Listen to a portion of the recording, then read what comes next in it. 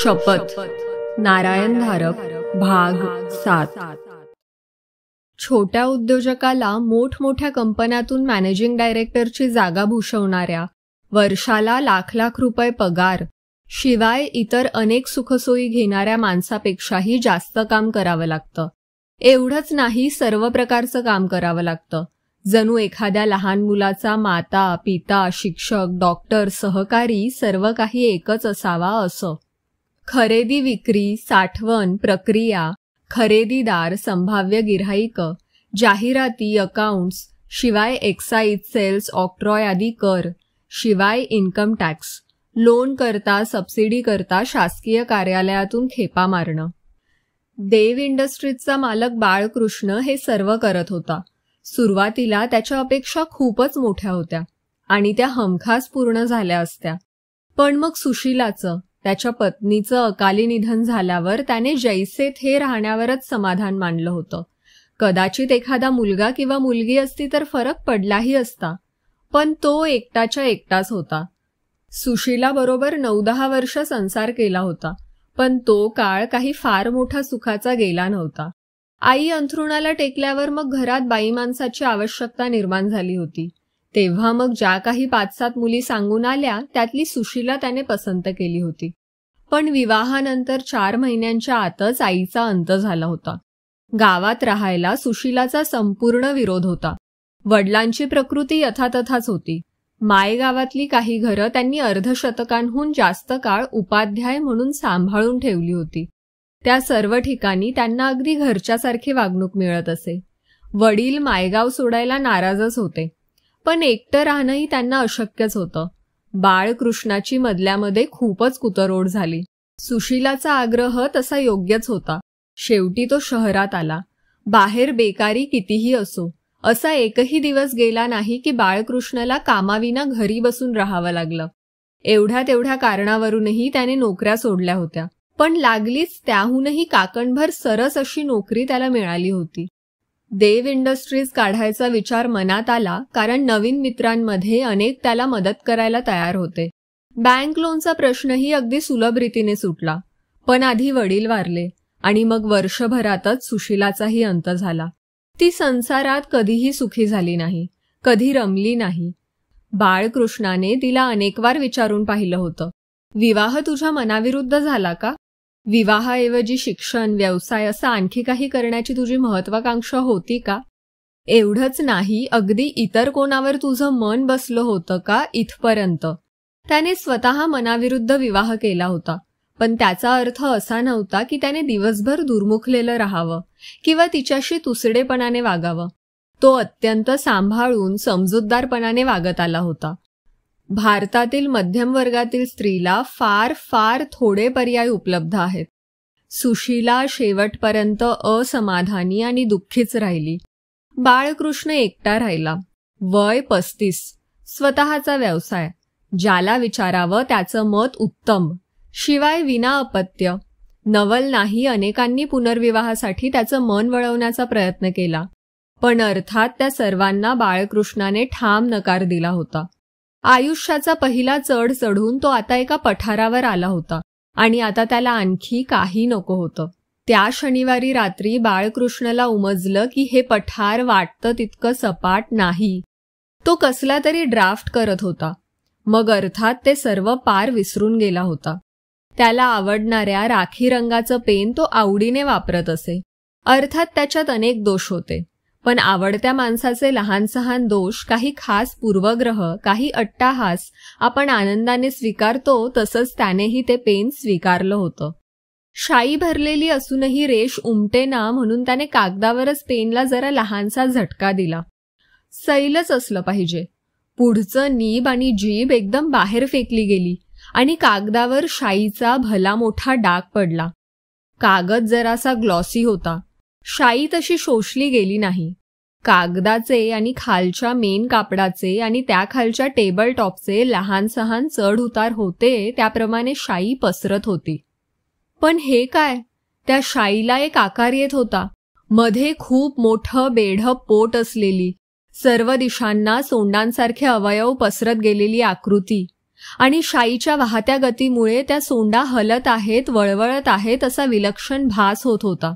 खुर्ची फरकन मागे ओढून बाळकृष्ण मागे सरला होता आणि त्या निळसर काळ्या आकाराकडे पाहत होता. तो आकार आता स्थिर, म्हणून निर्जीव, म्हणून निरर्थक झाला होता. पण 2-3 सेकंद त्याच्या जीवाला केवढा धक्का बसला होता. द्रवशास्त्राचे, टोपोलॉजीचे, सरफेस टेन्शनचे कोणते नियम त्या सहज निर्माण झालेल्या विचित्र आकृतीचं स्पष्टीकरण देऊ शकतील, असा क्षणभर भास झाला होता की खास त्याच्या नजरेसाठी समोर काहीतरी साकार होत आहे. कारण क्षणभर वाटलं होतं हा आकार तसा एकटा, अलिप्त नाही. त्याची जात कुळी भूतकाळात खूप मागे जाते.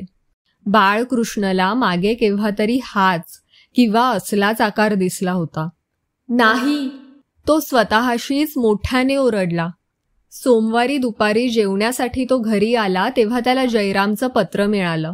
म्हणजे आधी अर्थात त्याला ते समजलंच नाही, कारण मागच्या बाजूला पाठवणाऱ्याचा पत्ता नव्हता. आत फक्त एकच कागद होता, 2 ओळींचा मजकूर असलेला कागद. आपली शपथ आठवा, मायगावला परत या. टिनपाट मेजर. टिनपाट मेजर, मायगाव, शपथ. फटाक्याच्या सरीची वाट शिलगवताच एकामागोमाग एक असे स्फोट व्हावेत तसे मेंदूत स्फोट होत होते. टिनपाट मेजर, टिनपाट मेजर, मायगाव, शपथ, टिनपाट मेजर, टिनपाट मेजर, मायगाव. मग सर्व काही, निदान आवश्यक तेवढं सर्व आठवलं होतं. ती शपथ, जयरामच्या अंगणात जमलेले ते 7 जण. जयराम, किशा, चंदू, रवी, सोनी, अजय आणि तो स्वतः. 7 जणांचं ते रिंगण आणि जयरामने त्या चकचकत्या पट्टीने तळहाताला दिलेली टोच. सहज बाळकृष्णाने दोन्ही हात नजरेसमोर धरले. दोन्ही तळव्यांच्या मधोमध लहानशाच पण अगदी स्पष्ट दिसणाऱ्या जखमा होत्या. मग त्यांनी सर्वांनी हात एकमेकांच्या हातावर ठेवून ती शपथ घेतली होती. मग सगळे म्हणाले होते, हो आम्ही परत येऊ. वेळ पडली तर आम्ही सगळे मायगावला परत येऊ. त्यांच्यापैकी एकाला तरी भविष्याची जाणीव होती का? कशाच्या आधारावर त्यांनी हा भविष्यातला वायदा केला होता? त्याची गोष्ट वेगळी होती. तो एकटा होता, सडाफटिंग होता. मनात आणलं की तो जगाच्या पाठीवर जाऊ शकत होता. पण इतरांचं?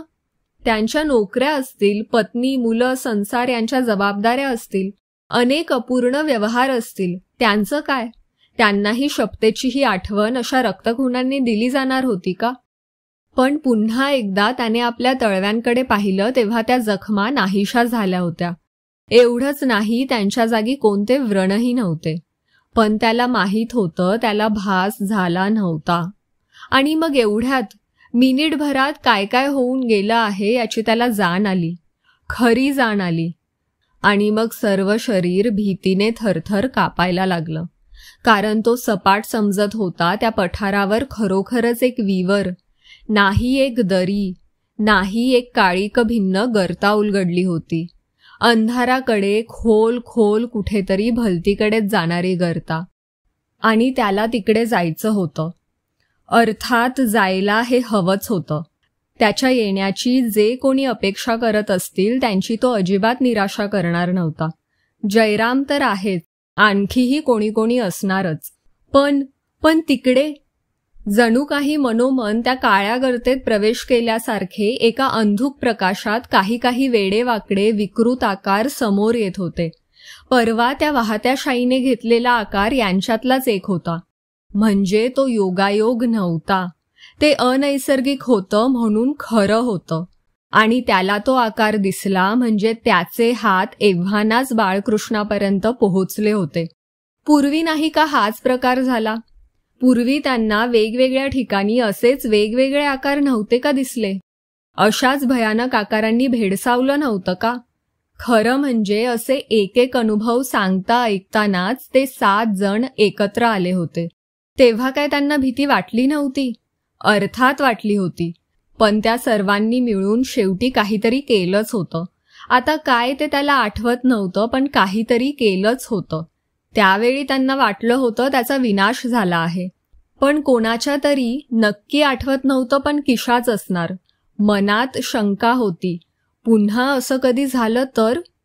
त्यांच्या बालमनात असा विचारही आला नव्हता. त्याचा नाश करायची जबाबदारी काय आपल्यावरच तेवढी आहे का? इतर कोणी नाही का? मायगावमध्ये असे प्रकार आधी झाले आहेत. मग कोणीतरी शपथ सुचवली होती. ती ढालगत सोनीच असणार. मग तो अजयला म्हणाला होता, साधी शपथ कामाची नाही, रक्ताची शपथ हवी. कुठलं तरी भाषांतरित पुस्तक वाचलं असणार. त्याने विषय काढताच किशाने वर्णन केलं होतं आणि जयरामने त्याच्या वडिलांच्या दुकानातून ती चकचकती पट्टी आणली होती. सर्वांच्या तळहातांना टोची दिल्या गेल्या होत्या आणि सर्वांनी ती शपथ अगदी गंभीरपणे घेतली होती. 11-12 वर्षांची मुलं, पण त्या क्षणी ती 11-12 वर्षांची खरोखरच होती का? त्यांच्यापेक्षा वयाने खूप मोठं असणाऱ्यांना त्यांनी जे काही केलं होतं ते जमलं असतं का? नाही, त्या क्षणी ती लहान मुलं नव्हती.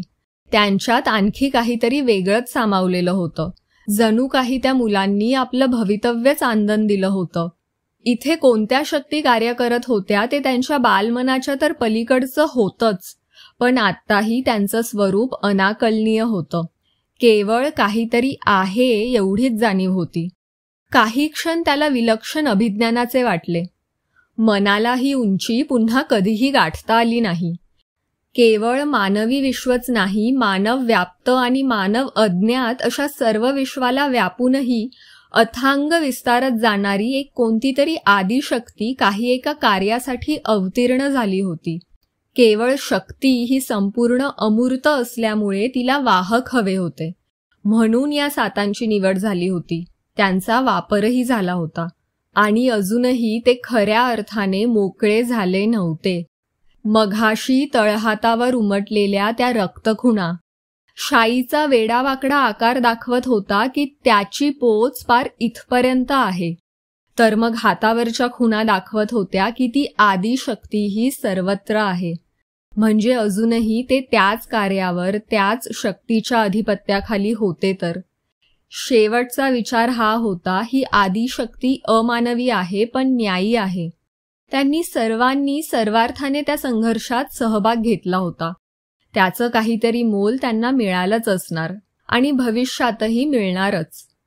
एखादा हॉटस्पॉट निर्माण करणारा झगमगता दीप मालवला जावा आणि तो भाग सर्वसामान्य देखाव्यात मिसळून जावा, तसे बाळकृष्णाच्या मनातले हे विचार विखुरले गेले. त्यांची अगदी अस्पष्टशी आठवण मागे राहिली. आता विचाराला वेळच नव्हता. त्याला निघायचं होतं. तासाभरातच जमेल त्यांना फोनवर बाकीच्यांना वेगवेगळ्या मार्गांनी निरोप पोचते करून तो तयार झाला. परत केव्हा येणार हे तो कोणालाही सांगू शकला नाही, कारण ते त्याला स्वतःलाच माहीत नव्हतं. ज्यांनी आपल्याला या वाटेवर आणून सोडलं आहे तेच पुढची वाट दाखवतील. थोडासाच धीर देणारा विचार मनात आला.